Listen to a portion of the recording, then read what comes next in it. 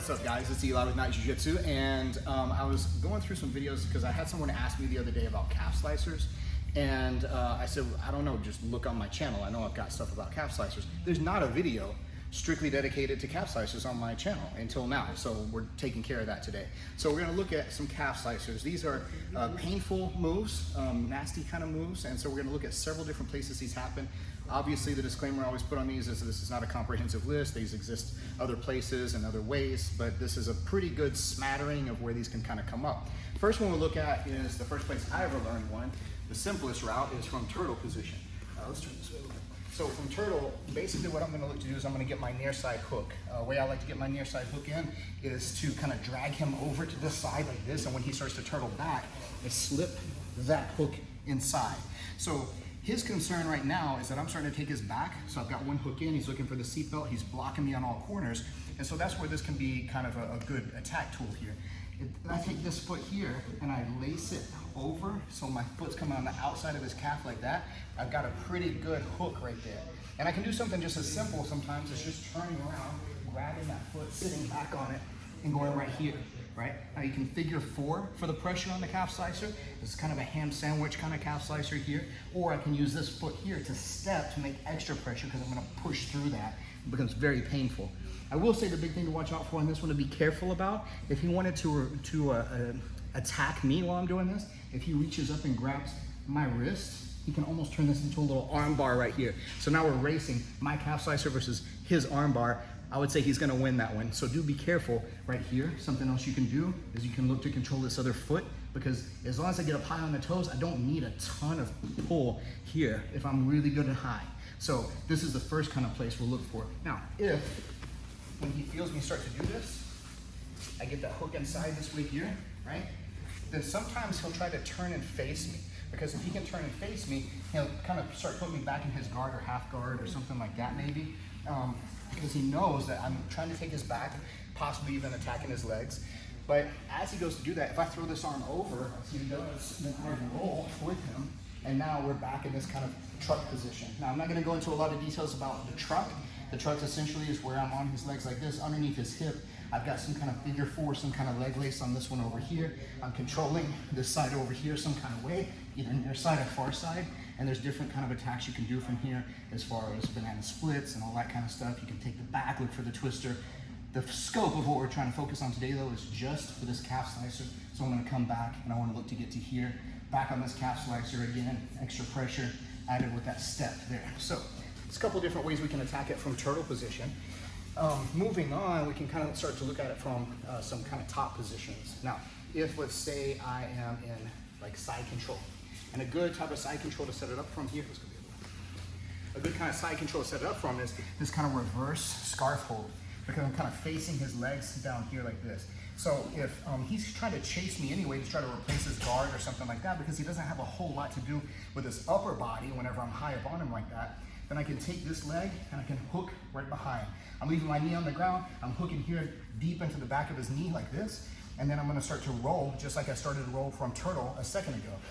You can leg lace on the way, grab this foot on the way over here like this. Again, however, I can look to control this leg over here, and then I'm back into this calf slicer kind of set up like that. Very similar to that, I can also get into that same entry from the mount. This is a good one for whenever he starts to look to elbow escape on me.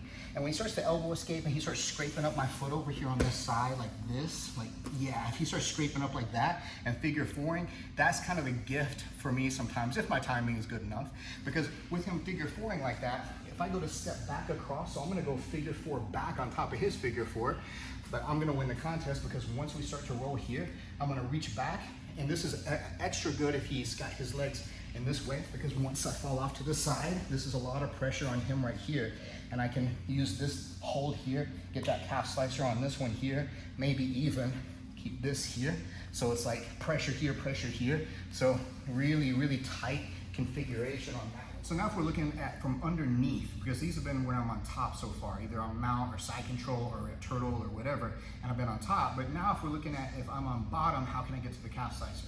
And there's several different ways. So if Alan starts here on top of me like this, and we're gonna start from half guard.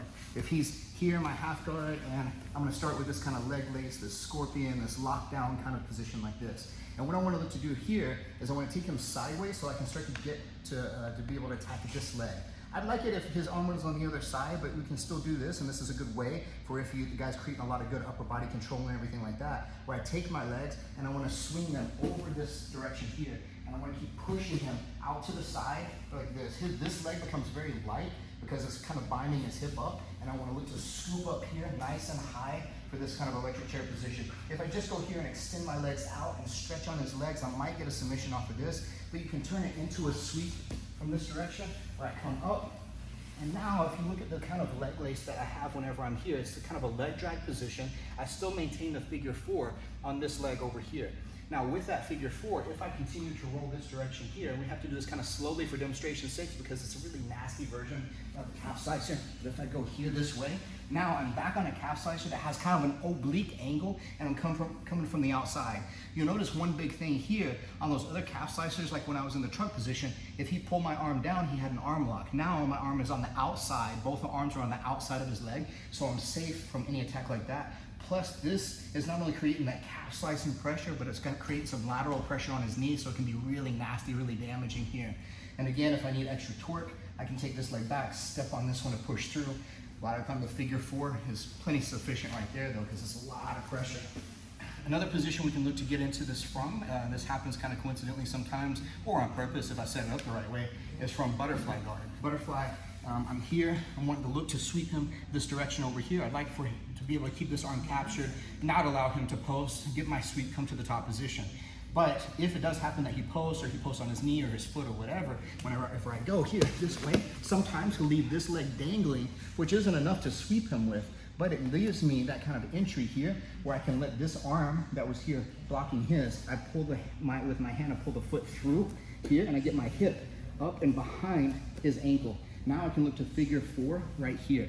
This can be nasty where if I just reach up between his 2 legs here like this and I pull his hip toward me and extend my legs out, it's a nasty ham sandwich kind of the difference in a ham sandwich and a calf slicer is basically where's the pressure, hamstring or is it on the calf?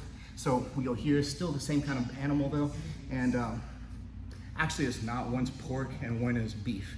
That would be calf or ham, whatever. So we get here like this. This could also become a sweep if I continue to sweep over and he yields to the pressure because it sucks. And whenever I come to the top position here, if I get this far side cradle and drive my hips forward, all that pressure is going right there into the calf, to the hamstring, into the knee, if I'm really lucky, and that's really bad.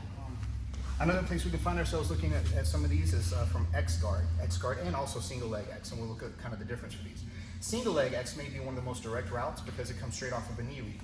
If I'm here, and I got into this kind of single leg X position like this here, if I'm not worried about the reaping aspect of this and I just want to go straight through the reap, and I can drive this one over, I can use this one to kind of monitor on the way out, and sometimes he'll turn away, most of the time he'll turn away from me to yield to the pressure so it's not completely blowing his knee out. But whenever he goes to turn, if I'm able to rotate the position this way, then whenever I get here, I can put my shin back into the crease of his knee, and then once I come to sit up, I grab the outside of his thigh here, and I want to drive my hips forward. I can try to hold on to his upper body or his lower body, take my hip with his foot in it to his butt, and then that creates a ton of pressure on that knee right there. So that's, again, maybe hamstring, maybe calf, maybe knee, but it's all the same kind of compression idea, the same slicer energy, and so that's why it's going to be really nasty, really bad.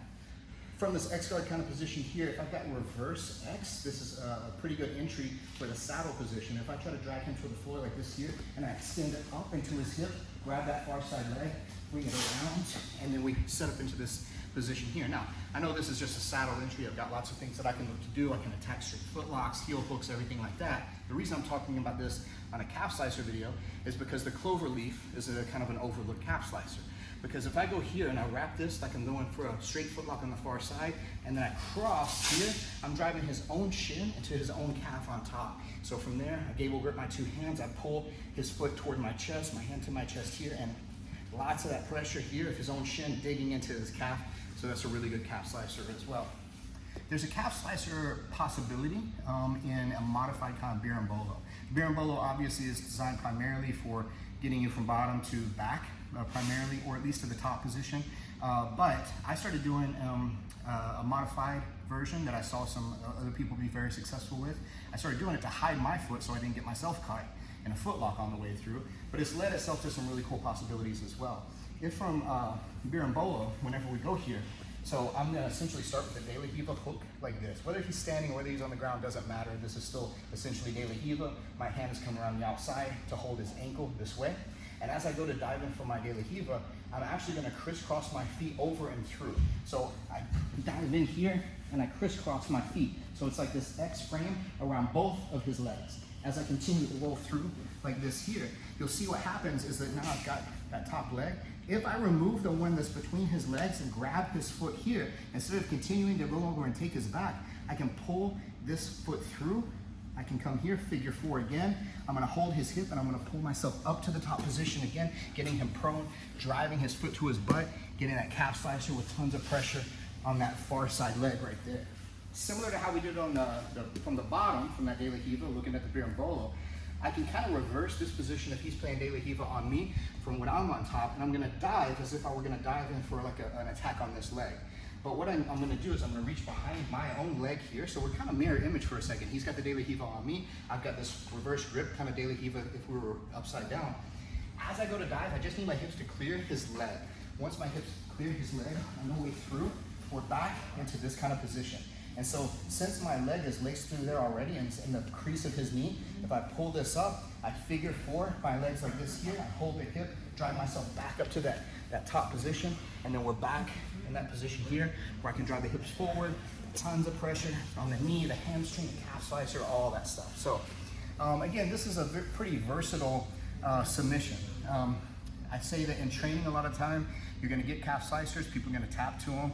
The more higher stakes, the less dependent you can be on calf slicers because it's pretty much strictly a painful move. It can cause damage, it can cause breaks, separations, tears, but for the most part, it's pain that people are tapping to, and you can't really rely on pain too much in high stakes competition. So that is one kind of caveat I would put on calf slicers.